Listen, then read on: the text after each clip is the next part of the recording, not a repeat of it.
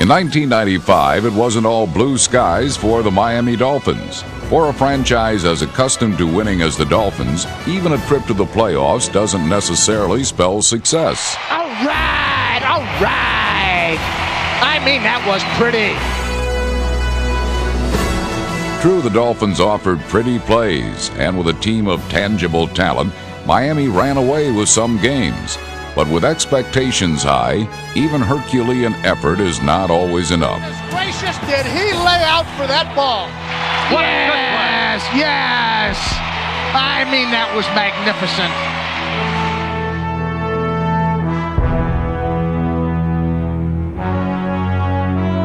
Still, the Dolphins gave better than they got, and like every great team, they never surrendered. Fryer goes in motion to the right side. The pitch to Terry Kirby going right side. He's looking to throw. He's going to pass to Irving Fryer. He's got it at the 10, at the 5. Touchdown, Dolphins! Yeah! 1995 was a year of milestones and record-setting performances. But most of all, it was a year of transition, as the man who helped define the Dolphins said goodbye. For more than a quarter of a century, he has been the symbol of Dolphin excellence. To a man, his men have been committed to victory and him. Whether under sunny skies or capricious rains, the story of Don Shula's career has been good year after good year. The youngest coach to post 100, then 200, and even 300 wins, Don Shula is the avatar of coaching excellence. Don Shula's statistical achievements are nonpareil. But beyond the staggering numbers is Shula's constancy. In a world of fleeting feelings, Shula's fealty has been unmatched. What the hell in there? The Dolphins have won Super Bowl VII, have completed the greatest season in NFL history. Coach Shula now has won number 325 as he becomes the all-time winningest coach in the history of the National Football League, breaking the record of the immortal George Halas, and it couldn't happen to a nicer guy. Through the years, I'm just going to think about it for one quick second, and then this is the last you guys are going to hear about 324, 325, whatever.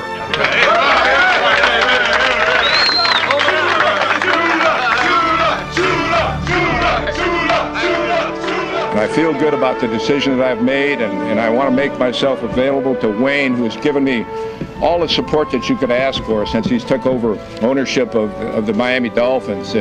He's been there to help us every way that he could, and that's all you can ask for. And I've really enjoyed this relationship, and I pledge to help him with whatever help that he needs in the future, and he's got that assurance.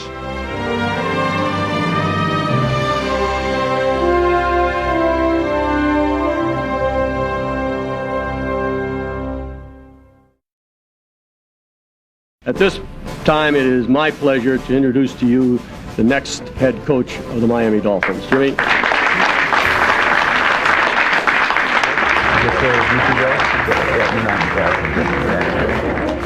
Wonderful.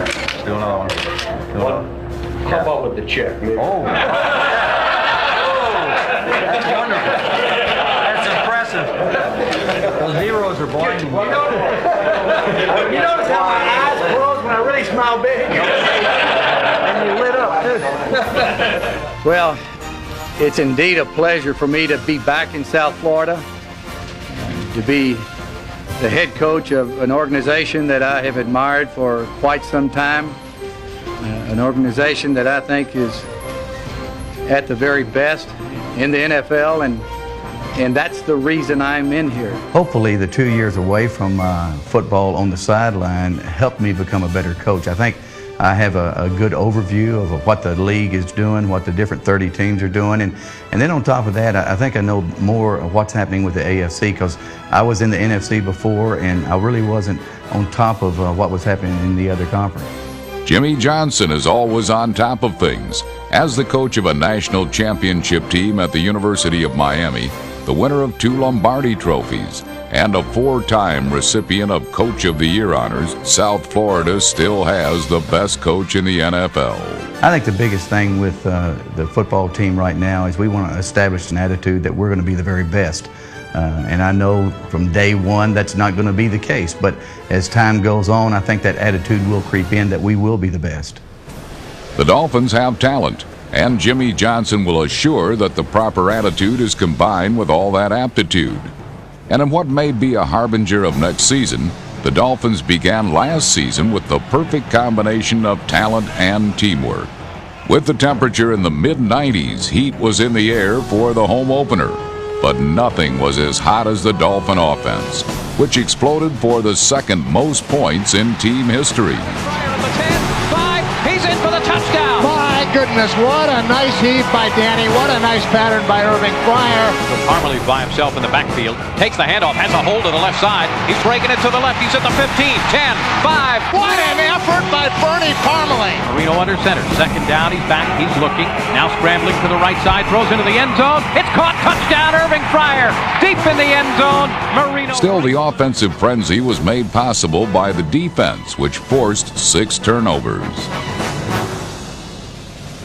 Esiason, short drop again. He throws. It's intercepted. Troy Vincent, look out. Goodbye. He's at the 40. Get to the house. 31 man to beat.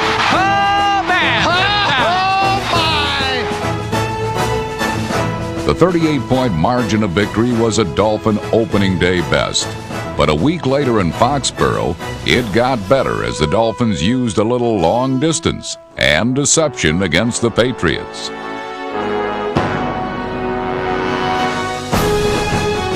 Terry Kirby made passing look easy, but it was a more traditional figure in the pocket who provided the day's longest score. 10, Marino under center. He's back to pass. Again, good protection. He's throwing for McDuffie or Fryer. He's got it at the 40. He's to the 30. Down to the 20. 10. And touchdown, Dolphins! Oh, my. What a humongous play by Danny. A week later, the Dolphins returned home to face the Steelers before the largest crowd in Joe Robbie Stadium's history. With expectations high, it was once again the defense which was red hot as they extended their streak of not surrendering a touchdown to 9 quarters. The pass, Tom Zach under pressure, they get him! He is sacked! He's under pressure, scrambling around, he's hit, it's a fumble! And the Dolphins recover at the 32-yard line! Oh, right! Dan Marino efficiently converted turnovers into touchdowns. Complete to Kirby at the 10, at the 5, touchdown Dolphins! Good God almighty! What a... Wow! At 3-0, the Finns were alone atop the AFC East and looking like a team capable of great things. A week later in Cincinnati, however, what was supposed to be a romp instead became a worry as the underdog Bengals led late in the fourth quarter. Still, no deficit daunts the Dolphins, and as Marino took center stage, Miami's comeback took shape. Dissecting the defense with cruel precision, Marino drove the Dolphins 74 yards in 10 plays. And on a day when Marino would throw for more than 450 yards, he would save his best throw for his last. Dolphins down to the 15-yard line of the Bengals. Marino takes the snap, he's looking, throwing into the end zone. O.J. McDuffie, he made the catch! It's a touchdown, Dolphins! Marino to O.J. What a big play by O.J. McDuffie! The Dolphins' remarkable comeback concluded a perfect September. But a month to remember would be followed by one to forget.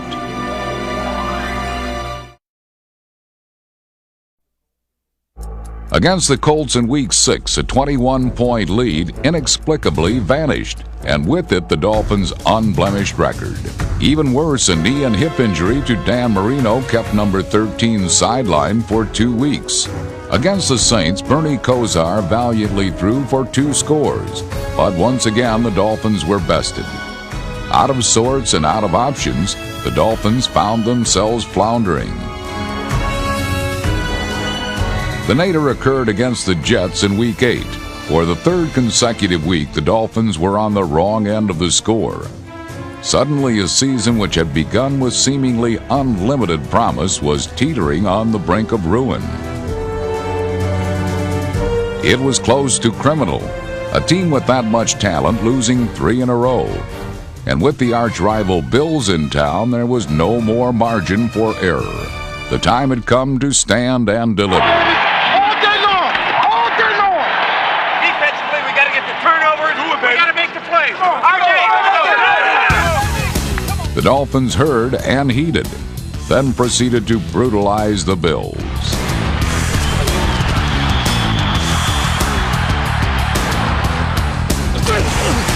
My goodness, what magnificent football this defense is playing. And while the defense was flying to the ball, Miami runners were flying toward the end zone.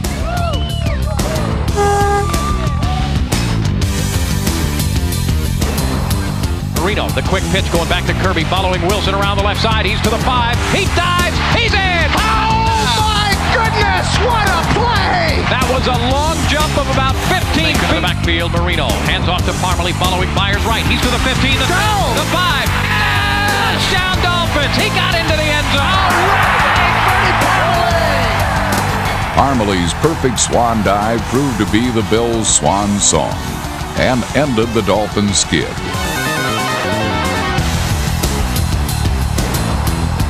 The Dolphins' stifling defense is led by Tim Bowens. At 6'4" and over 300 pounds, number 95 has the physique to get physical. Whether it's shooting a gap for a stop in the backfield, beating a double team, or fending off a blocker with one arm and stripping the ball with the other, Tim Bowens is more than an exciting player. He's a player to get excited about.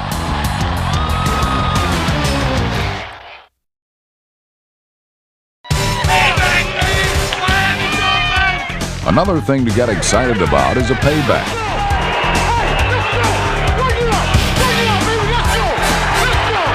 And against the Chargers in Week 10, an opportunity to avenge a playoff loss had emotions running high.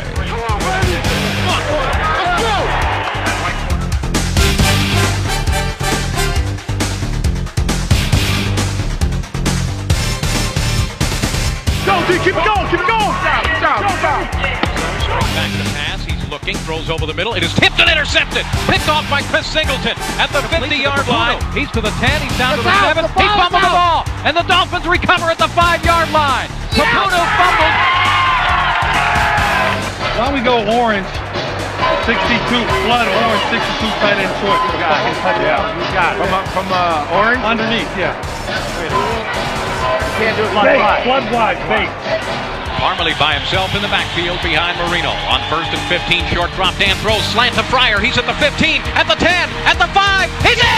Touchdown, Dolphins! Excellent. Good job, baby. Damn good job. Let's go, boys. Let's go. Finish it off, baby. That's what I get paid for, man.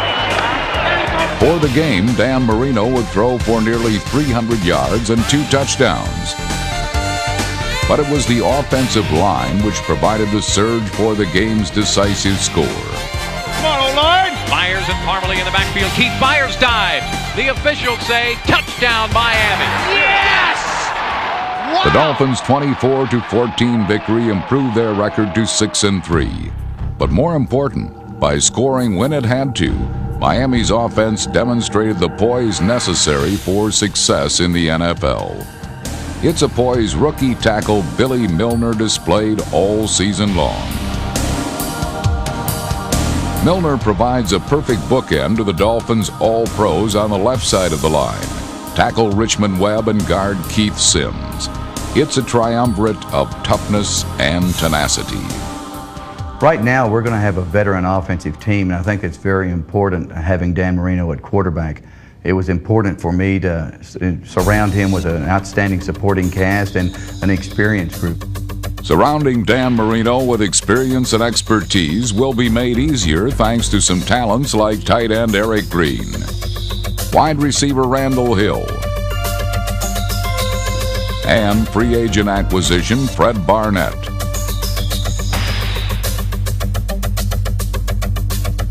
Still, no receiver proved to be more reliable last season than O.J. McDuffie. 1995 marked McDuffie's finest season to date. setting personal bests in receptions, receiving yardage, and touchdowns. Snap to Dan, looking, throws into the end zone. It's caught. McDuffie touchdown. Dan Marino on a great catch by O.J. McDuffie in the corner of the end zone.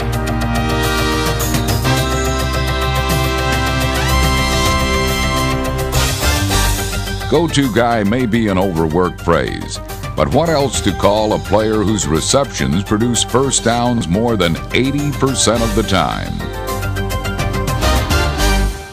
And while O.J. McDuffie is stunning in his efficiency, he's hardly the only weapon in the Miami arsenal. Expect running back Irving Spikes to tear it up next season as he vies for a starting job, along with Bernie Parmalee and Terry Kirby, who were the 1-2 punch of the Miami running game last season. Whether it's turning the corner and galloping for a first down around the end, or splitting the seam between the tackles, each back has the talent and temperament to turn a game around. For the second season in a row, Parmalee led the team in rushing, while Kirby rebounded from an injury-marred '94 season to post a career high in rushing yardage. While the Dolphins were unmistakably a pass-dominated team in '95, it would be a mistake to discount the importance of Miami's running game. And with talents such as these, expect the running game to soar to new heights in 1996.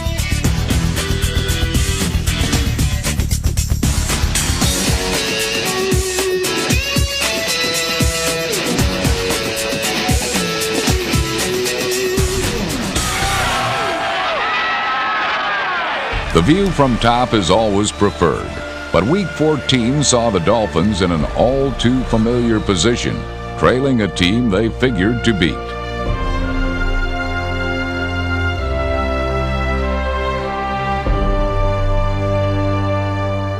Still, while the fans were restless, the Dolphins were resourceful. Trailing by 6 points with under 2 minutes remaining and without a timeout, Miami called on Dan Marino, who responded with a magnificent 8-play drive. With precision and poise, Marino dissected the Falcon defense.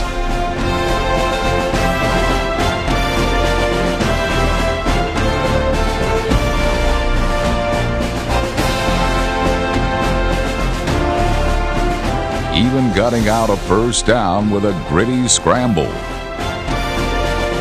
Still, only 11 seconds separated Miami from yet another loss. Here we go. 3 wideouts left and 1 to the right. Middle is open. He's looking. He's under some pressure. Steps out to the right side. Throws into the end zone. And it is caught. It's a touchdown. Touchdown, Dolphins. Oh, my God! The Dolphins have scored. They did it! 11 seconds left in the game, and the Dolphins have scored a touchdown. I don't believe it! The Dolphins are gonna win. It was vintage Marino, playing his best when his team needed him most.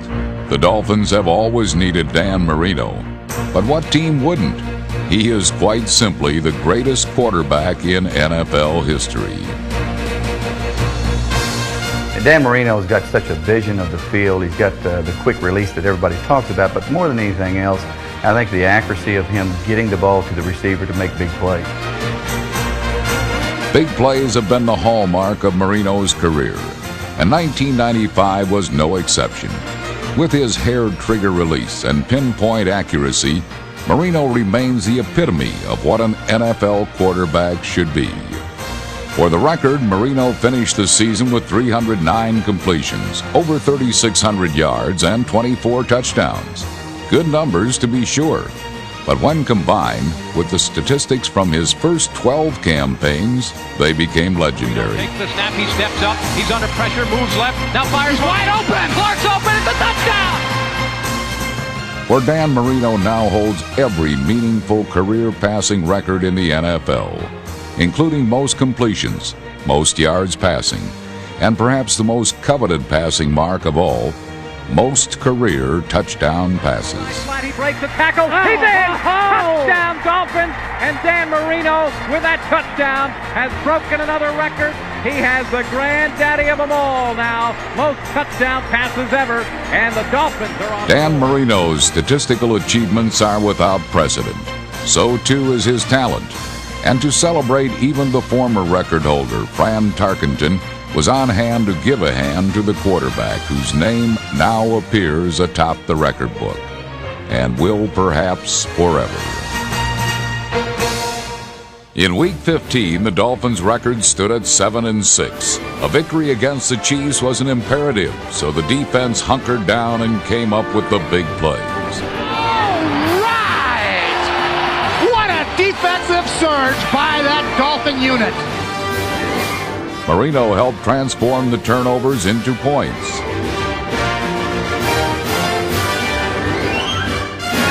Motion from McDuffie now. Marino takes the snap. He's back. He's looking. Throws over the middle. Touchdown, O.J. McDuffie. He was wide open in the end zone. Yes, Miami! With time running out, it was up to the defense to preserve the victory. Here we go. 4th down. Kansas City is up to the ball. Marcus Allen goes in motion right. Here's the fade pattern going into the end zone. It's batted up. Yes! The Dolphins have held. How about this Dolphin defense? In the season finale, the Dolphins' playoff fate would be decided over 1,000 miles away. But despite not controlling their own destiny, the Dolphins went out and controlled the game. Using big plays, Miami made a big statement.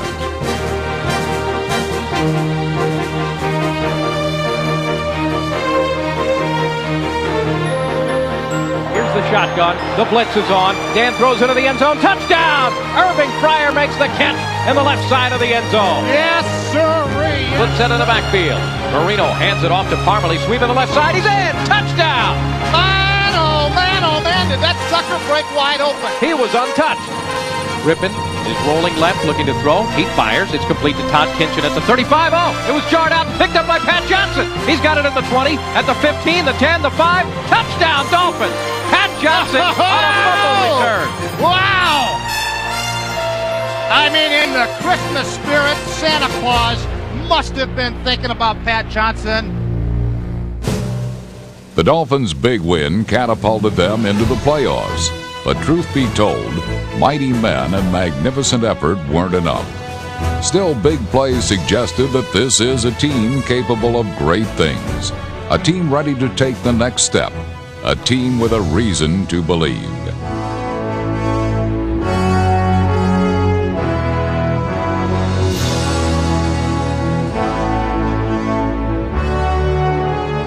Yeah, I really feel like we're going to have a good football team. I think that we're going to take some hits because, we've lost some players through free agency and because we're going to have a transition with a new coaching staff. But I really believe we're going to have a good football team. 1996 should be a good season, but winning is an attitude, and Jimmy Johnson has long-range vision. I think that we're going to continually get better as time goes on. I think once we get settled in with the Miami Dolphins, I think that we'll be one of the best teams in football.